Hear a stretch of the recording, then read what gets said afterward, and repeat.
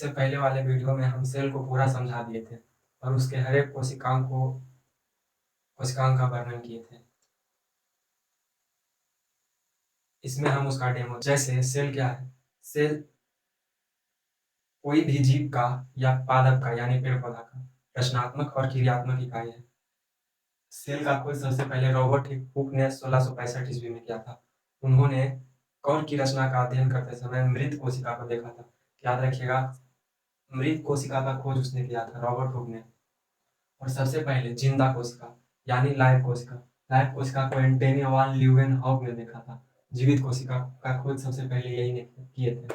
और स्लाइडेन एवं स्वान कोशिका थ्योरी यानी सेल थ्योरी को दिया था, प्रिंसिपल ऑफ सेल। इन्होंने ही बताया था कि हमारा शरीर पूरे सेल से बना है, यानी कोशिका से बना। इसके बाद कोशिका दो प्रकार के हो जाते हैं, प्रोकैरियोटिक कोशिका और यूकैरियोटिक कोशिका। प्रोकैरियोटिक ये प्रारंभिक यानी अविकसित कोशिकाओं को दर्शाता है, यानी जो कोशिका अभी विकसित नहीं हुई है।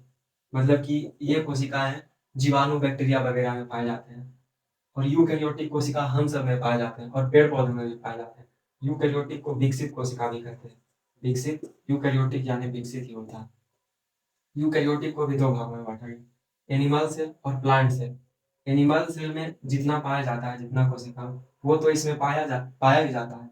एनिमल सेल में जितना कोशिका में पाया जाता है वो तो प्लांट सेल में पाया ही जाता है, लेकिन इसमें और कुछ पाया जाता है, जैसे सेल वॉल यानी कोशिका भित्ति, प्लास्टिड यानी लवक, वैक्यूल्स यानी रसायन। इसमें कुछ एक्स्ट्रा कोशिकांग भी पाए जाते हैं। जैसे एनिमल सेल में सेल वॉल नहीं पाया जाता है, लेकिन सेल मेम्ब्रेन पाया जाता है।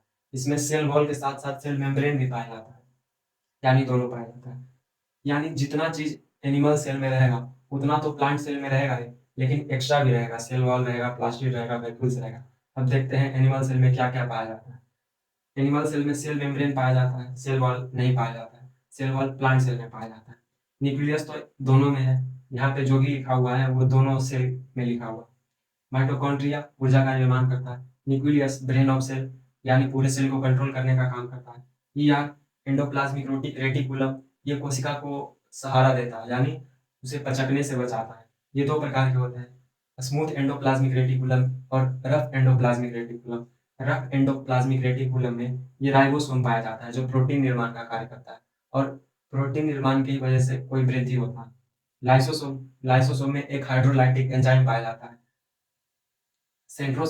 सेंट्रोसोम यानी ये कोशिका का विभाजन करता है। सीलिया फ्लैजिला का काम कोशिकाओं को गति प्रदान करना होता है। सेल वॉल यानी कोशिका भित्ति, इसमें एक एक्स्ट्रा सिक्योरिटी होती है, जिसे सेल वॉल यानी कोशिका भित्ति कहते हैं। इसमें सेल मेम्ब्रेन तो पाया जाता है, लेकिन उसके ऊपर सेल वॉल पाया जाता है, यानी कोशिका भित्ति। इसमें प्लास्टिड भी पाया जाता है, यानी लवक। लवक तीन प्रकार के होते हैं, हरित लवक, वर्णित लवक, अवर्णित लवक। वर्णित लवक का तीन चार नाम है, जैसे कैरोटीन हो गया, बीटानोन हो गया, सोलेनिन हो गया, ये सभी लवक के नाम है। वैक्यूल्स यानी राजधानी, ये जल संग्रह का काम करता है। और याद रखिएगा, ये प्लास्टिड को कोशिका का समूह कहा जाता है। यानी क्वेश्चन कहेगा कोशिकाओं में कोशिका का समूह किसे कहा जाता है, तो ये प्लास्टिड को कहा जाता है। और ये जितना भी है वो ओनली प्लांट सेल में पाया जाता है, यानी ये पादप कोशिकाओं में पाया जाता है।